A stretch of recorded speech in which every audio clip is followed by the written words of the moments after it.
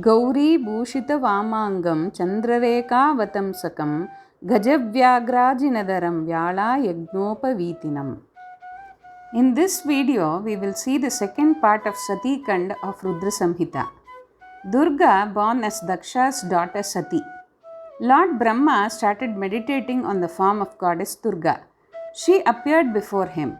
Goddess Durga told Brahma that Lord Shiva, in his incarnation of Rudra, was beyond the reach of any kind of Maya.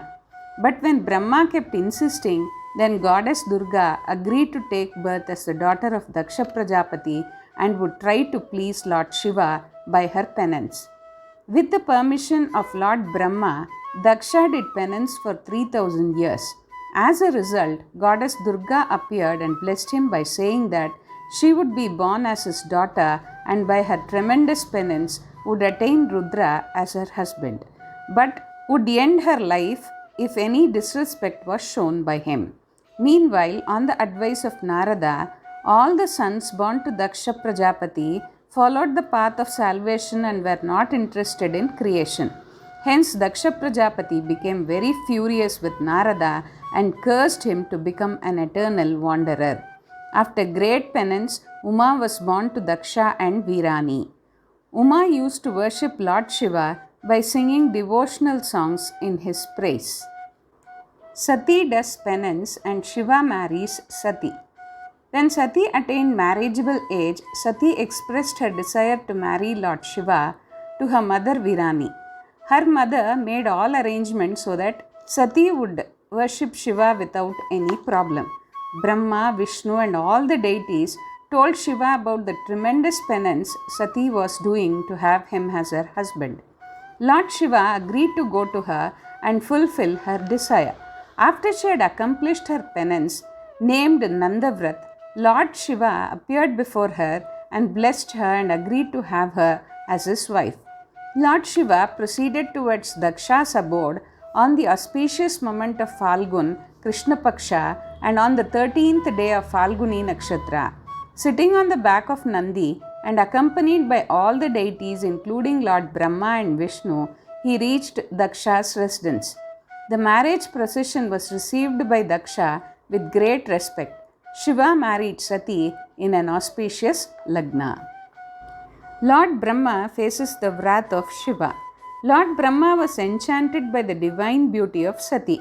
When Lord Shiva discovered about his evil intentions, he wanted to kill Brahma, but the deities prayed to spare his life. Brahma became ashamed and asked Shiva for a remedy. Lord Shiva instructed Brahma to worship him in order to wash his sins. Shiva and Shakti enjoyed a blissful union for 25 Deva years. Sati requested Lord Shiva to make Himalayas as their abode. Lord Shiva agreed and they lived there for 10,000 Deva years. Importance of devotion in Kali Yuga. Sati requested Lord Shiva to enlighten her mind by giving discourses. Shiva revealed to her the importance of devotion in the Kali Yuga. He said that the value of knowledge, jnana, and asceticism, vairagya, would diminish to extinction in the era of Kali, and only devotion would help a man in attaining liberation. Shiva preached on many topics like types of devotion, yantra, mantra, scriptures, etc. Sati's doubt about Srirama.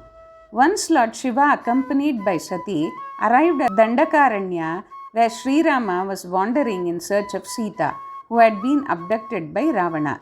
After walking for some time, Lord Shiva saw Srirama and Lakshman. Lord Shiva made salutations to Srirama. Sati was surprised. She asked Shiva the reason for his behavior. Shiva replied that Srirama was his deity and an incarnation of Lord Vishnu. She wanted to test whether Srirama was really an incarnation of Lord Vishnu. She disguised herself as Sita and went to Srirama. But Srirama recognized her real identity and addressed her as mother. Sati was ashamed but asked Srirama as to why did Shiva make salutations to him. Srirama narrated the following story. Once Lord Shiva requested Vishwakarma to construct a grand palace and a magnificent throne for him. When everything was ready, Shiva invited all the deities for the crowning ceremony of Lord Vishnu. Lord Vishnu was requested to be seated on the throne and was worshipped by all the deities, including Shiva himself. He assured Lord Vishnu that all of his incarnations would be shown respect by Shiva's devotees. Rama was the incarnation of Vishnu. Sati was now completely satisfied but was ashamed that she had doubted Shiva's words. She went to Lord Shiva. Lord Shiva stopped looking at Sati as her consort because she had personified herself as Mother Sita. She followed disenchanted Shiva to the Kailash mountain, where he commenced his meditation. When Lord Shiva came out from his state of meditation, he felt pity on her and drove away her guilt and sorrows by giving discourses. Dakshas' animosity towards Shiva. Once the sages organized a yajna at Prayaga, which was attended by all the deities. Lord Shiva too had come along with Sati. He was worshipped by all the deities and sages present there. Daksha arrived and after making salutations to Lord Brahma sat down without showing any respect to Shiva. After that, all the deities and the sages came and made salutations to Daksha, but Shiva sat where he was sitting. So the ignorant Daksha cursed Shiva that from now onward Shiva's share would not be kept in the yajna. At this, Nandi showed his anger, but Shiva pacified him and both of them went back to their abode. Daksha too returned with hatred for Shiva.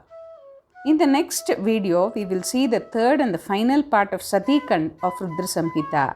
Om Namah Shivaya.